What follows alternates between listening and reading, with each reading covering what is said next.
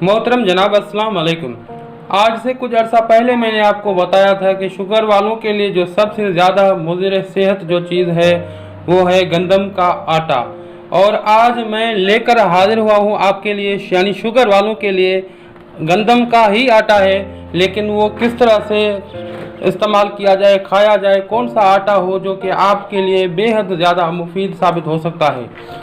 जो हजरात शहरों में रहते हैं उनको शुगर लेवल हमेशा उनकी शूट कर जाती है और वो मर्ज में मुब्तला हो जाते हैं, और जो अफराद देहातों में रहते हैं तो उनको शुगर या तो होती नहीं, अगर होती भी है तो नॉर्मल रहती है, कंट्रोल में रहती है, लेकिन कभी भी शूट नहीं करती। उसका सबसे बड़ा रीज़न क्या है आपने नोट किया होगा कि मैं आपको बता रहा हूँ कि उसका सबसे बड़ा रीज़न है आटा।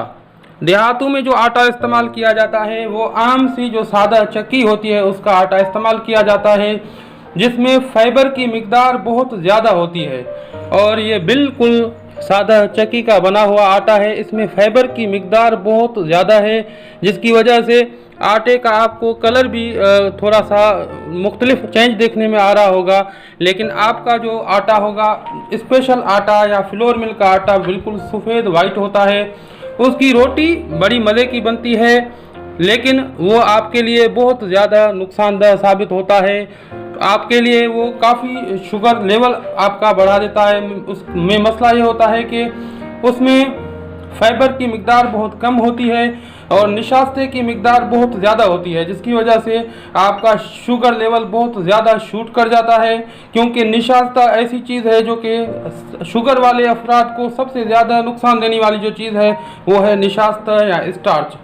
ये कार्बोहाइड्रेट ग्रुप में शामिल होता है और चीनी भी कार्बोहाइड्रेट ग्रुप में ही शामिल होता है, यानी चीनी और निशास्ता दोनों तकरीबन बराबर हैं। और निशास्ता फाइबर की गैर मौजूदगी में डायरेक्ट आपके जिस्म में इंजज़ाब हो जाता है, जो कि न सिर्फ फैट का बायस बनता है, वाफिर मिकदार में आपके जिस्म में फैट पैदा करता है, आपको मोटा करता है और आपका शुगर लेवल भी उसकी वजह से शूट कर जाता है। मैं आज आपको दिखाऊंगा कि इसमें कितना फाइबर है। सबसे पहले तो आपने ये आटा फाइबर वाला लेना है। अगर आपका शुगर लेवल इतना शूट नहीं करता तो आप यही आटा इस्तेमाल करें, इंशाल्लाह ताला आपका शुगर लेवल हमेशा नॉर्मल रहेगा। अगर आपका शुगर लेवल इस आटे के बावजूद भी शूट कर जाता है तो आप क्या करेंगे, बेशक आप अपने अनाज को अच्छी तरह से साफ़ करें। उसके बाद आटे को छानना बिल्कुल नहीं है। छानने से क्या होता है कि फाइबर निकल जाता है, जो कि वापस वो फ्लोर मिल वाले आटे की तरह हो जाता है, जो कि आपके लिए यानी शुगर वालों के लिए ये मुज़िर सेहत साबित होता है। छानना बिल्कुल नहीं है आटे को।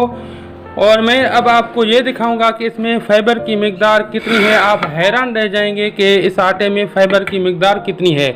हम थोड़ा सा आटा लेते हैं, ये आप देखें, और इसमें आपको मैं दिखाऊंगा कि कितनी फाइबर की मिकदार है।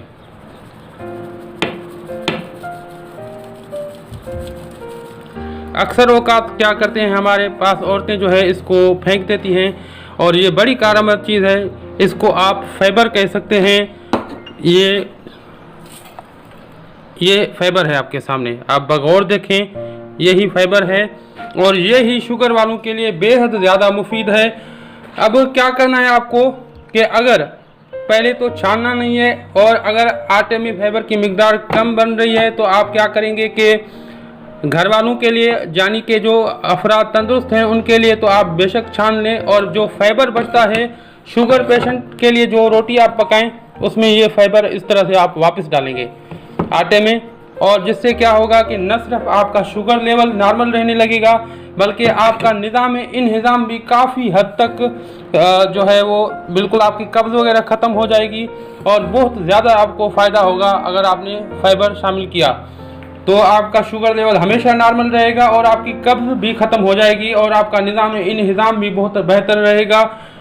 और वो मेरे भाई, वो मेरे दोस्त जो अपना वज़न कम करना चाहते हैं वो फाइबर वाला आटा इस्तेमाल करें, बल्कि उसमें ऐसे फाइबर शामिल कर दें जिसकी वजह से आपका जो चर्बी जो बन रहा है या तो वो ख़त्म हो जाएगा सिरे से, या फिर बनना बंद हो जाएगा उसका, और आपका वज़न भी काफ़ी हद तक कंट्रोल हो जाएगा। और इसके बेहद ज़्यादा फ़वाइद हैं, तो मैंने चाहा कि क्यों ना शुगर वालों के लिए एक ऐसी नायाब चीज़ जो है उनको पेश की जाए, जिससे उनका शुगर लेवल भी कंट्रोल रहे और वो मुज़िर सेहत जो आटा इस्तेमाल कर रहे हैं उससे बच पाएँ।